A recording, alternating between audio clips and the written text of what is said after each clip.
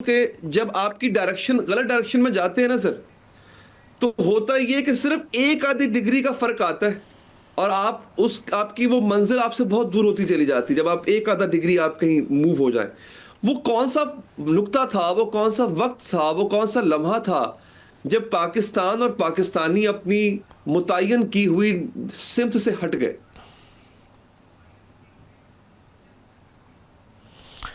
جی بہت شکریہ علی حیدر صاحب۔ میرا خیال ہے جتنی خوبصورت تمہید باندھی ہے فیض اللہ نیازی صاحب نے، تو اس کے بعد اس میں اضافہ کرنا بہت مشکل ہے۔ اللہ تعالیٰ نیازی صاحب کو صحت دے، اور بہرحال ان کی فیملی پر بھی ایک مشکل وقت ہے۔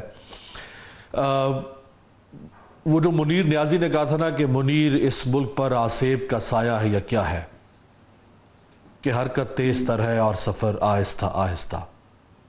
ہمیں تو کچھ سمجھ نہیں لگ پا رہی کہ اس ملک کی سمت کیا متعین ہوگی۔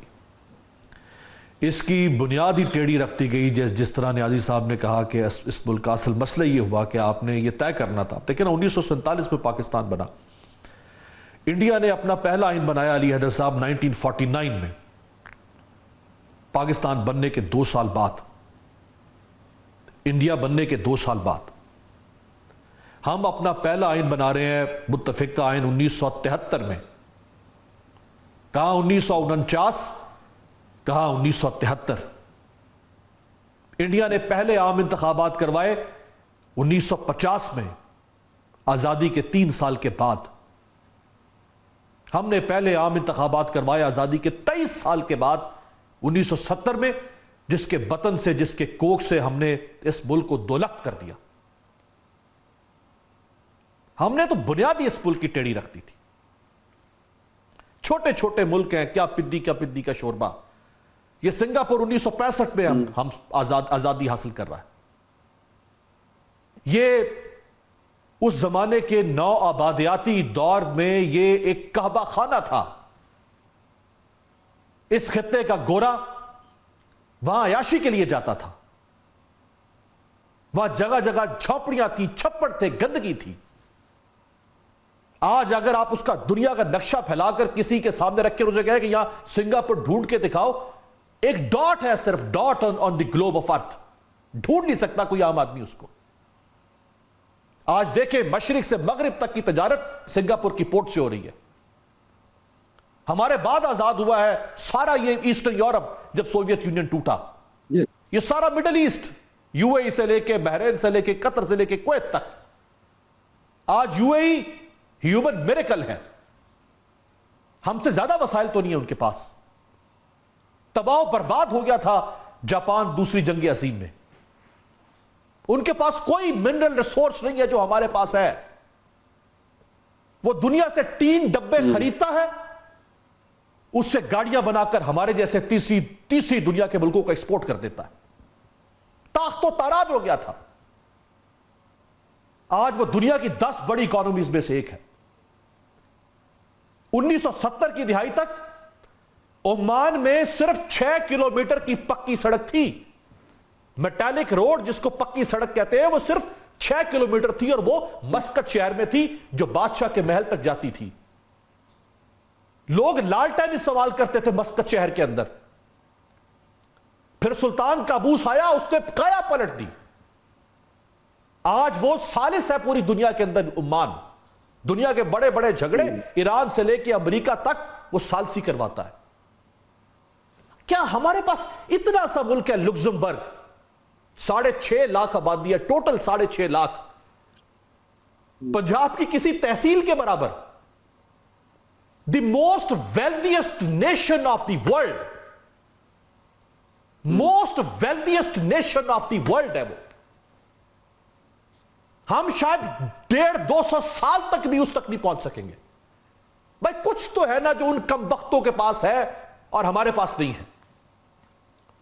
کچھ تو ہے نا کہ جو ہم نے اپنا بیڑا غرق کیا ہے، اور وہ سنبھل گئے، وہ سمجھ گئے کہ ملکوں کو اور قوموں کو کیسے آگے لے کر جایا جاتا۔ اور ہم آج بھی وہی غلطیاں دہرا رہے ہیں، جن غلطیوں کا ذکر جو جسٹس منیر نے کیا۔ افسوس یہ ہے کہ وہ 50 کی دہائی تھی، یا 21ویں صدی کے 2024-23 کے اندر اس سے بڑا انسان نکلا تھا قاضی فائدی صاحب۔ جو مولوی مشتاق کو سینڈ کر کے گیا تھا اس ریاست کے ساتھ، جس نے ذوالفقار علی بھٹو کو پھانسی دلوانی چاہیے، آج اس سے انسان نکلا مولوی مشتاق سے زیادہ قاضی فائدی صاحب. جو جسٹس ارشاد حسن خان کر کے گیا تھا اس پاکستان کے ساتھ، اس سے زیادہ پھیلا کر گیا قاضی فائدی صاحب.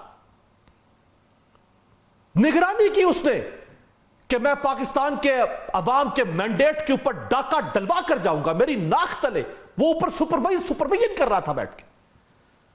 اس کو دہائیاں دی جاتی گئی کہ خدا را اس ملک، یہ ملک اس وقت بالکل بے قلی ہو رہی ہے اس ملک کے اندر سارے نظام کی، بچاؤ اس ملک کو. تم سمٹ آف پاور پر بیٹھے ہو،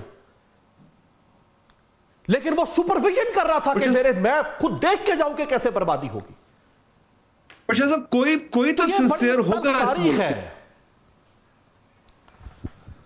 ٹھیک ہے، میں اس پہ ہم نے آج ذرا ہم اگر اپنے طبقے کی بات کروں، آپ نے کہا کوئی ایک کامنٹ، آپ نے کہا کوئی ایک شارٹ کہا، ہم نے کہا کوئی تو سنسیئر ہوگا. میں اس ملک کے میں ایک طالب علم اس ملک کی صحافت کا 18-19 سال سے. جو انٹیلیجنسیا ہے، والٹائر جب انقلاب فرانس آیا، ان کا ایک دانشور تھا والٹائر.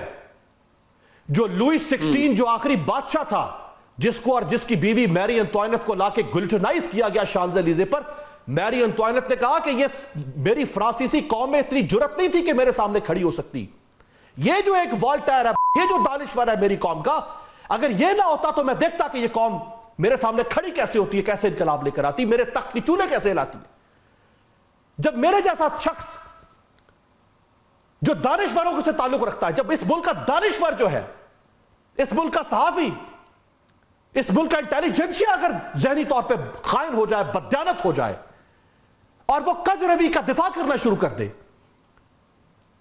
وہ آمریت کا دفاع کرنا شروع کر دے، وہ غیر آئینی ہتھکنڈوں کا دفاع کرنا شروع کر دے، وہ فسائیت کا دفاع کرنا شروع کر دے، وہ شخصیت پرستی کا شکار ہو جائے، تو پھر کوئی اس ملک میں حکمران ایسا جنم نہیں لے سکتا. صحیح، بالکل ٹھیک. عامر اللہ سارا صاحب، اب یہ ایک آج میرا خیال ہے کہ 23 مارچ ہے، ایسے موقعوں کو سیلیبریٹ کیا جاتا ہے. میں جو شاہ صاحب نے بات کی ہے، یا جو بات ابھی کی ہے نیازی صاحب نے، یہ نوحہ ہے. اور افسوس مجھے اس بات پر ہے کہ ہم ان سیلیبریشن والے دنوں پہ نوحہ پڑھنے پہ مجبور ہیں. میں عامر اللہ سارا صاحب آپ سے بھی پوچھوں گا کہ آپ کو کیا لگتا ہے وہ کون سی ہے جو بار بار کی جا رہی ہے، جو ہر دفعہ کی جاتی ہے اس مختصر وقفے کے بعد؟ بریک کے بعد حاضر ہیں عامر اللہ سارا صاحب. 1940 سے لے تک کے آج تک کا سفر، پاکستان کی جو کشتی ہے اس میں کبھی سوراخ ہوتے رہے، کبھی ہچکولے کھاتی رہی، بھور میں رہی. ہم نے ہمیشہ یہ الزام لگایا کہ جی بیرونی طاقتیں پاکستان کو برداشت نہیں کرتی تھی، اس لیے ایسا ہوا.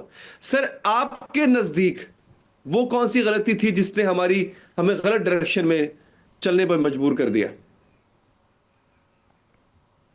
میں کہہ چکے 23 مارچ کے حوالے سے آپ نے شروع کی بات، ظاہرہ قرارداد پاکستان اس دن پاس ہوئی، اور پھر اس کی پاس ہونے کے 7 سال بعد ہم نے اپنا پاکستان حاصل کیا، ہمارے بزرگوں کی محنتوں کے ساتھ.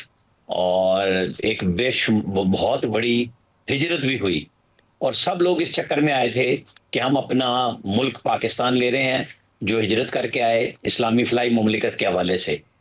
اور بدقسمتی سے قائد اعظم زیادہ عرصہ زندہ نہ رہ سکے، اور وہ خواب آج تک ہمیں خواب کی صورت میں نظر آ رہا ہے کہ یہاں پہ مہاجر اور لوکل کی لڑائی شروع ہوئی، وزارتوں کی بندر بانٹ شروع ہوئی، اور آج تک ہم اسی چکر میں پڑے ہوئے ہیں. تو جو آج سے آپ کہہ لیں 70-78 سال پہلے لوگ آئے، ان کی شناخت آج تک بطور پاکستانی بنانا بڑا مشکل ہوا ہے. لوگ بسائے بھی گئے، لوگوں نے رکھا بھی، لیکن سیاست کی مجبوریوں نے اس طرح رکھا کہ آج تک وہ ڈیوائیڈ موجود ہے.